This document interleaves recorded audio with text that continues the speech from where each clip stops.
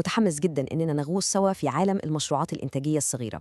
هنفكك مع بعض كده الإيكو سيستم أو النظام البيئي للمشروعات دي، ونفهم بالظبط إزاي بتتبني وتتمول عشان تبقى هي العمود الفقري لأي اقتصاد ناجح. يلا بينا ندخل في الموضوع على طول.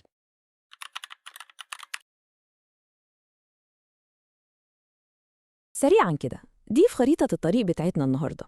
هنبدأ من أول النشأة والمفهوم والفرق بينها وبين المشروعات الناشئة وليه هي مهمة، لحد ما نوصل لتقسيماتها في مصر وأساسيات وطرق تمويلها، رحلة سريعة من التاريخ لحد أرض الواقع. طيب، خلينا نبدأ بالقسم الأول، النشأة والمفهوم. الأهمية بتاعت المشروعات الصغيرة دي ما نزلتش علينا فجأة، لأ، دي اتطورت نتيجة لضرورات واحتياجات اقتصادية عبر التاريخ.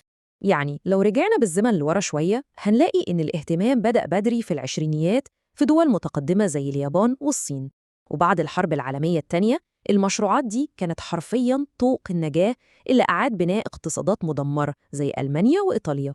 ورغم إنها عانت شوية في الستينيات عشان تصمد قدام حيتان التكنولوجيا والشركات العملاقة، إلا إنها رجعت بقوة في السبعينيات، وبدأت الفكرة تتنقل لدول نامية زي مصر كحل سحري وعملي جداً لمواجهة الانفجار السكاني ونقص الموارد. طب إحنا أصلاً بنقول على المشروع صغير بناءً على إيه؟ الفكرة هنا إنه مفيش مسطرة واحدة بنقيس بيها.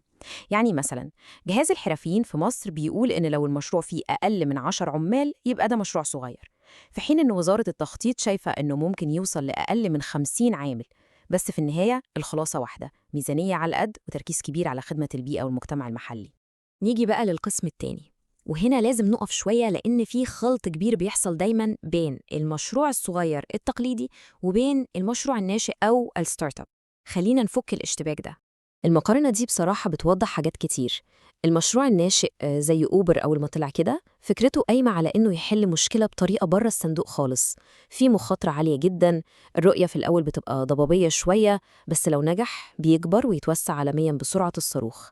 على الناحية التانية بقى، المشروع الصغير ده بياخد فكرة موجودة ومجربة ويعدل عليها، المخاطرة هنا قليلة والنمو بيمشي خطوة خطوة بثبات، وبيركز على الناس اللي حواليه في منطقته برؤية واضحة وآمنة جدا من أول يوم.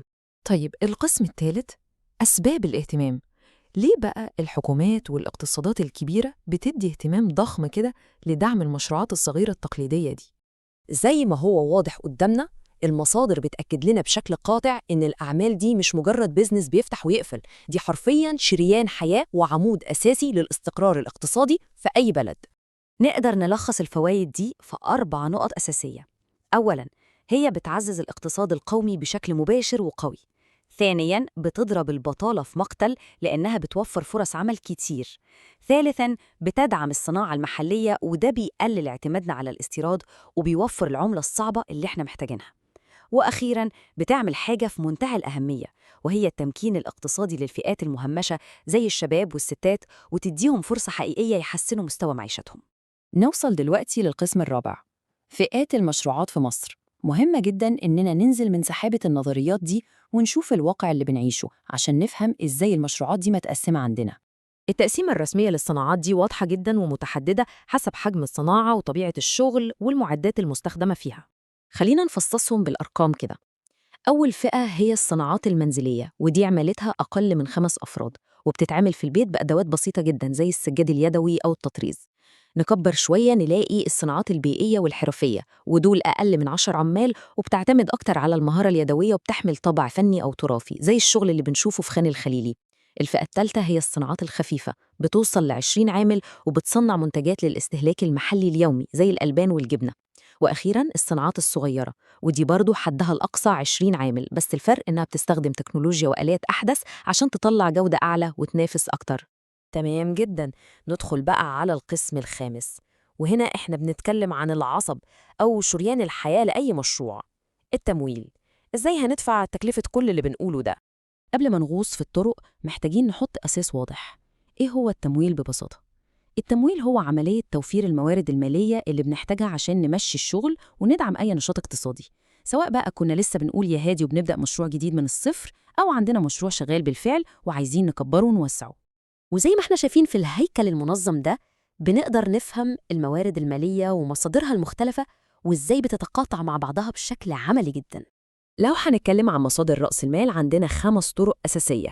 أول حاجة التمويل الذاتي، يعني تحويشة العمر والاعتماد على المدخرات الشخصية. تاني حاجة التمويل بالدين، يعني بناخد قرض من البنك. تالت حاجة التمويل بالأسهم، وده معناه بيع حتة من الشركة لمستثمرين يدخلوا كشركاء.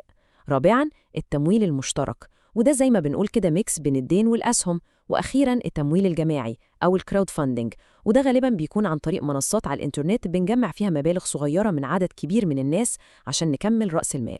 ووصلنا دلوقتي للقسم السادس والأخير، جهات وطرق التمويل، أو بمعنى أصح مين اللي معاه مفاتيح الخزنة في السوق المصري. هنا بيظهر لنا بوضوح اللاعبين الأساسيين، سواء كانت جهات حكومية أو جمعيات، واللي بيلعبوا دور حاسم ومباشر في ضخ الفلوس ومساندة المشاريع على الأرض. يعني أصحاب المشروعات يقدروا يخبطوا على باب مين؟ القائمة عندنا هنا بتشمل جهاز تنمية المشروعات، وده بيوفر تمويل مباشر أو عن طريق جهات تانية. وعندنا كمان الجمعيات الأهلية زي جمعية مستثمري العاشر من رمضان اللي ليها دور كبير. وطبعا ما ننساش البنوك الحكومية الضخمة زي بنك مصر والبنك الأهلي اللي ليهم برامج متخصصة.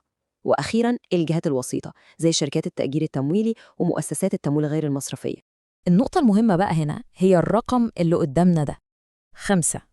5 سنين هي الحد الأقصى المسموح به للإقراض المباشر لو بنشتري آلات ومعدات للمشروع، وبرضه هو نفس الحد الأقصى القياسي لمدة القرض اللي ممكن ناخده من البنك في الحالات دي.